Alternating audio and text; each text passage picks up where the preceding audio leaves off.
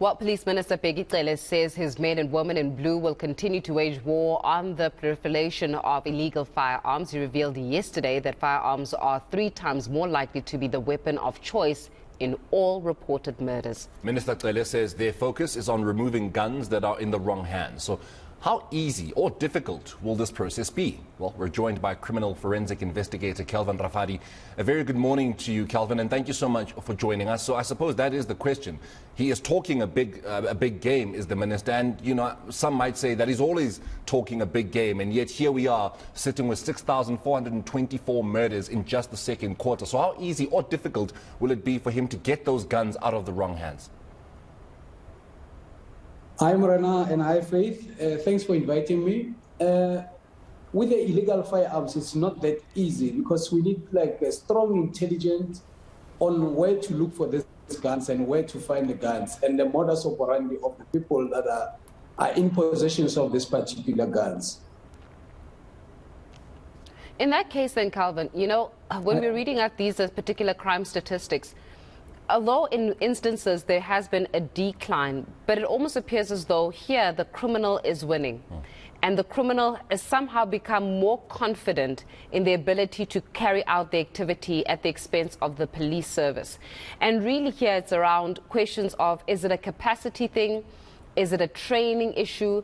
Is it a confidence issue? Because we cannot keep churning over the same kind of crime statistics and think that surely South African citizens can feel safe. So how do we stop this notion of criminals feeling as though they've got the upper hand against citizens, including members of the SAPS?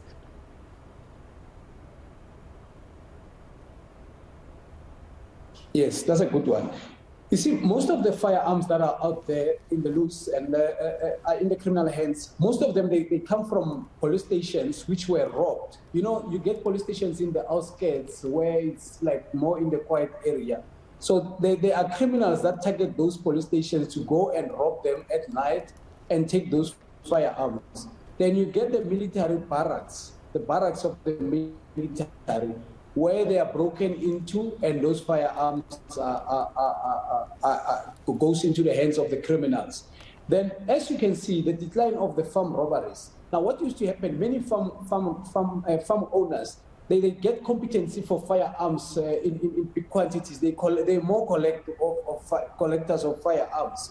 So most criminals tend to go and rob the farms, knowing that they will also acquire as many firearms as possible into their hands. Now, the other question is how easy now it is to get a firearm, illegal firearm in South Africa. It's as easy as going into a hostel and asking for, let's say, your traditional medicine called Intelezi.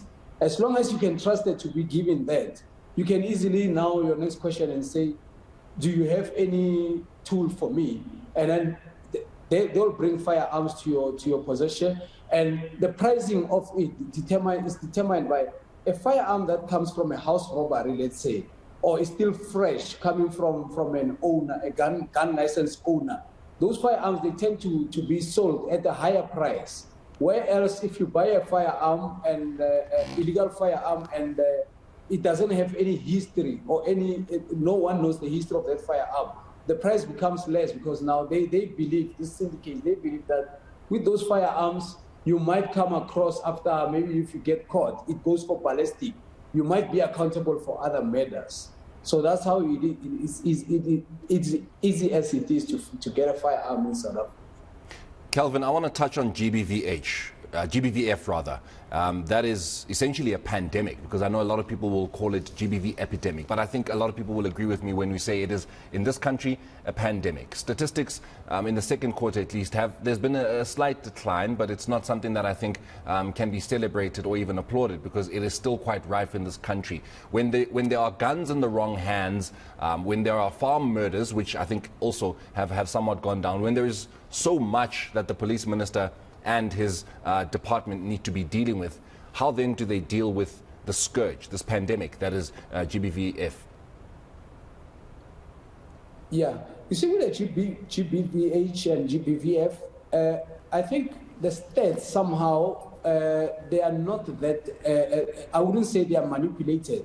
there are many victims that goes to the police stations and they are told to go back and sort out their dispute with their partners and all those things. And, you know, even when it comes to issues of rape, like we had in the previous, they say, no, the rape kits in the police stations, there's a shortage there. And other victims in the GBVH, they tend to be a prey of a financial relying on some of the victims. I mean, some of the suspects that are committing this crime. But also, you know, I read something last week where they say because of the number of the unemployment and the stress level that many couples are experiencing, they tend to be in arguments where now they turn so violent and it becomes unacceptable and to report the crime to the police. You know, as I'm looking at these statistics, Calvin, I'm also quite perturbed about for example, cash in transit heists. It's up by 30%. Car hijackings, 14% increase year on year. And this is where a lot of the weapons that we're speaking about, the firearms, are actually utilized. So cash in transit heists, right? If it's up by 30%, you have to ask yourself, who's behind it? Who's the beneficiary? Why is it that it's so intricate? Why do we struggle to catch some of these guys? And more importantly than that is how do we put a lockdown on it? Because this is proper organized crime. In order for you to be able to stop or to even do some kind of a cash in transit, and you're seeing a 30% increase, it means that there's a lucrative market. It means that they found a way of being able to adapt to the system and get away with it.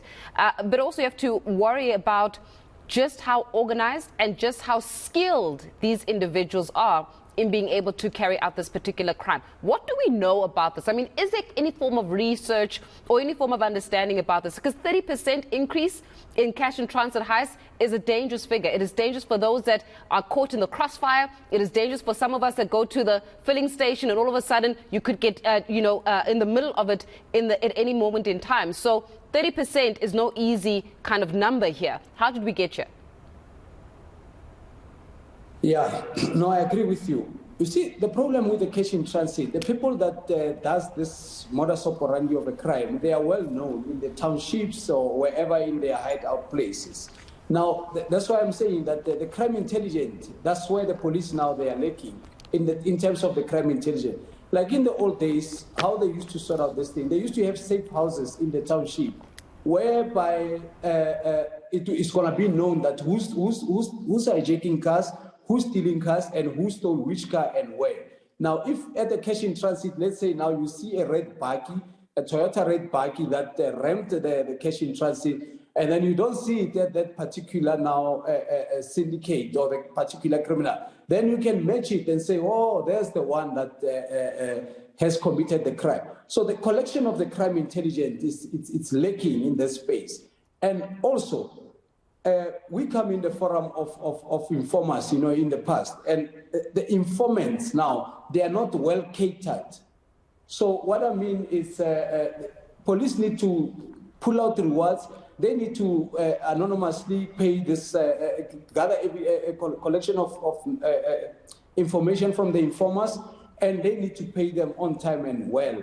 Because with the informant, they are part of the community.